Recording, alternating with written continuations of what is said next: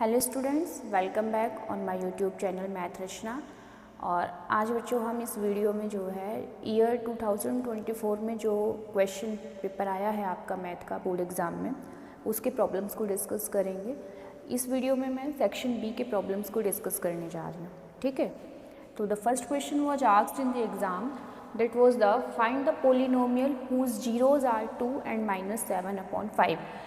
And ये question जो है 2 मार्क्स के लिए पूछा गया है, ठीक है, सेक्शन बी से। और बहुत ही सिंपल सी प्रॉब्लम है। आप देखिए इसका सॉल्यूशन देखिए बेटे। आप हमें एक पोलिनोमियल फाइंड आउट करना है जिसके जीरोज जो है 2 और -7/5 है। तो इट इज़ वेरी सिंपल। कैसे लिखेंगे हम? x - 2 और x -7/5, ये हमारा पोलिनोमियल हो जाएगा px के लिए। अगर px हमारा कोई पोलिनोमियल है, ठीक है। आप कैसे लिखोगे एग्जाम में? एग्जाम में लिखना होगा let px is the polynomial whose zeros are the 2 and -7/5, then the px will be x - 2 and x -7/5. so that is the x - 2 and x minus plus हो जाएगा, इट्स 7/5, ठीक है बेटा।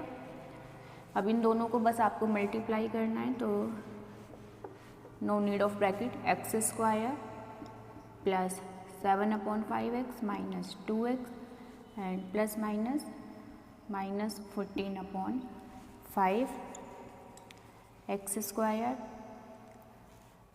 एक चीज़ और कर लो, इस पूरी इक्वेशन को आप 5 से मल्टीप्लाई कर दो, ठीक है। तो it become 5x square, it become 7x, it's -10x and that is the -14।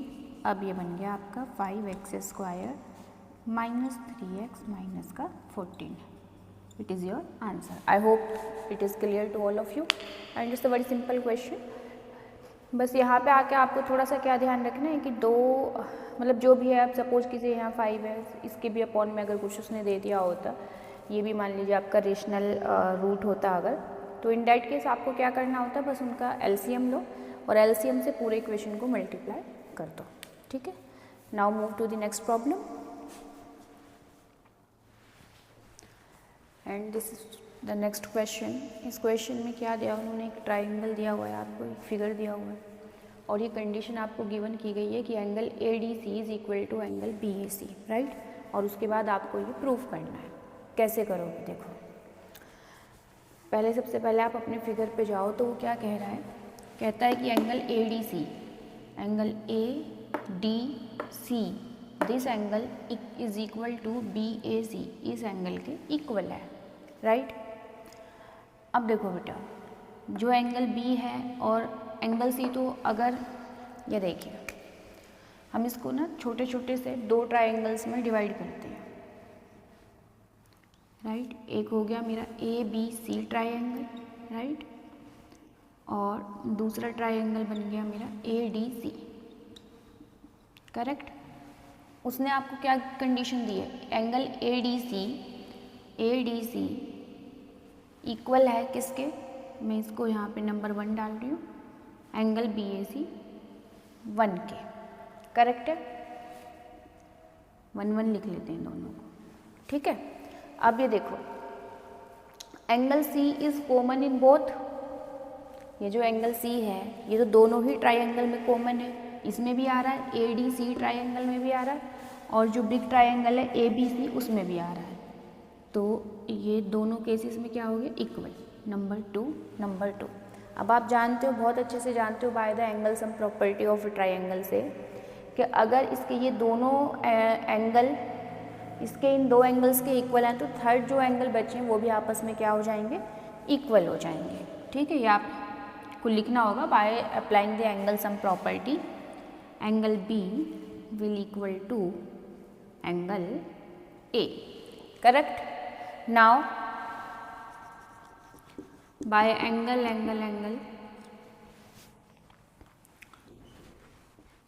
Rule, triangle ABC is congruent to triangle ADC, ठीक है।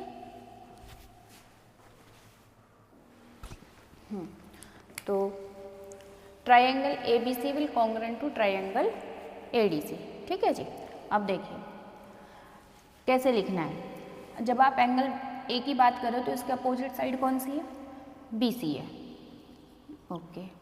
कौन इसमें, अब देखो एंगल 1 कौन सा आपका ये है, इसके अपोजिट साइड कौन सी है? AC है। इस क्वेश्चन में ना मोस्टली बस बच्चे किस चीज़ में कंफ्यूज होते हैं कि वो ये नहीं समझ पाते हैं कि अगर मैंने इसके लिए इस ट्रायंगल में BC साइड को हम ले रहे हैं तो अब इस ट्रायंगल में कौन सी साइड इसमें इसके कॉन्करेंट होगी, कौन सी साइड लेनी है, ठीक है। तो ये वाली होगी, ठीक है बेटा, ऐसे निकालना।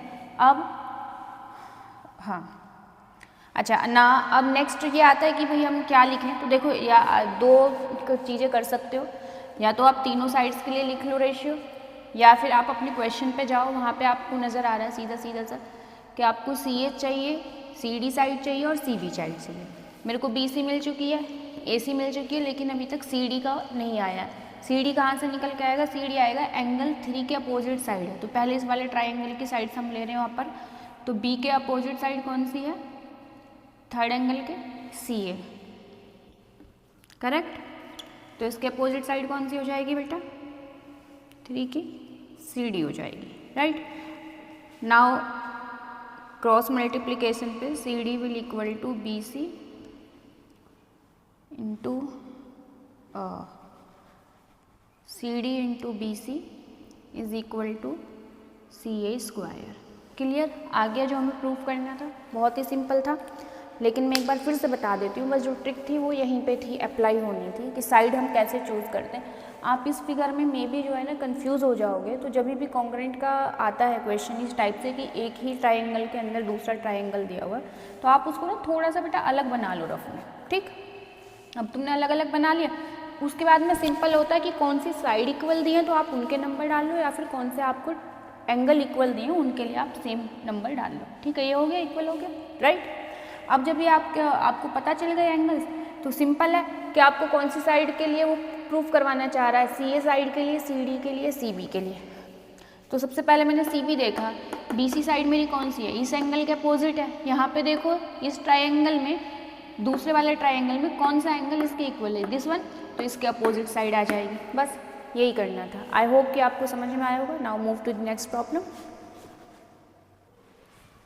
हाँ जी, देखिए नेक्स्ट प्रॉब्लम में उसने जो है ये एक टेबल दिया हुआ है कुछ इस शेप का, ठीक है, और इसका वो हमसे क्या फाइंड आउट करवाना चाहता है? पेरीमीटर फाइंड आउट करवाना चाहता है, ठीक है। ये एंगल दिया हुआ है कि 90 डिग्री पे जो एक सेक्टर फॉर्म हो रहा है एक सर्कल में, और 42 जो है उसकी सेंटीमीटर उसकी रेडियस आपको जो है गिवन की हुई है, ठीक है। और अब वो चाहता है कि जो ये शेप है इस टाइप का, जो ये हमारा एक सॉरी टेबल बना हुआ है, इसका पेरीमीटर क्या होगा? तो पेरीमीटर क्या होगा इसका? देखो बेटा, पेरीमीटर ऑफ द सर्कल जो होता है, ऑफ सर्कल, वो क्या होता है? वो हो जाता है आपका 2πr होता है, ठीक है। लेकिन यहाँ पे पूरा 2πr तो नहीं है, उसमें से AB पार्ट जो है डेट इज़ मिसिंग है, ठीक है। तो फॉर डेट मिसिंग पार्ट हमारा कितना हो जाएगा? ये हो जाएगा 2πr minus 90 degree upon 360 degree into 2πr, ठीक है। मतलब 1/4 पार्ट जो है इसमें से हमें बेसिकली मिसिंग करना है, ठीक, ओके। नाउ इसमें एक चीज़ और होगी, मगर देखो क्या होगी वो देखो, जो सर्कल है बस हल्की सी, बस एक क्या होगा ना, बच्चे मोस्टली ये करके आ जाएंगे, ठीक है। गलती कहाँ पे करके आएंगे?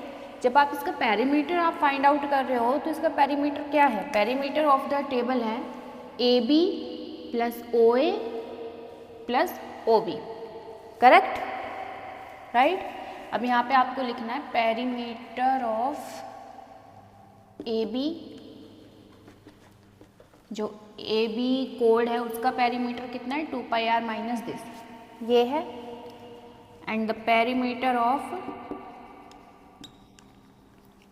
सर्कल टेबल का जो पेरीमीटर है बेटा वो कितना है? वो है दिस 2πr माइनस, इसको मैं 1/4 लिख लूँ, into 2πr and plus OA plus OB, correct, ये होगा। तो ये कितना बचेगा आपका? व्हाट हैपेंड, एक सेकेंड। तो ये कितना बचेगा बच्चों आपका? 8 minus 1 is 7 pi r upon 4 and plus 42 अब आप जो है इसको इजीली सॉल्व कर सकते हो 7 into 22 upon 7 into 42 upon 4 correct 7 will cancel out from this 7 and 2 11 2 से हम इसको 21 ठीक है प्लस 42 प्लस 42 इसको जब आप आगे सॉल्व करोगे अब इसमें कुछ खास है नहीं बस फर्दर आपको इसको जो है थोड़ा सा सॉल्व कर लेना है it become 11 into 21 plus 42 is 84 correct बस so that will be your answer I hope समझ में आ गया होगा बहुत ही सिंपल सा प्रॉब्लम था ठीक है as it was asked in 2 marks so it is simple ठीक है वो कुछ नहीं था लेकिन फिर भी थोड़ी सी उन्होंने ट्रिक दी हुई थी कि बच्चे में भी जो है क्या करेंगे जैसे ही देखते हैं कि यहाँ सेक्टर दिया हुआ है बस झट से वो फॉर्मूला अप्लाई कर देंगे और ओ ए प्लस ओ बी को प्लस करना है इसमें भूल जाएंगे तो वो आपको नहीं छोड़ना है ठीक है and in next video I will discuss the rest questions of section B ठीक है बेटा अगर कुछ पूछना हो तो you can ask me in comment section thank you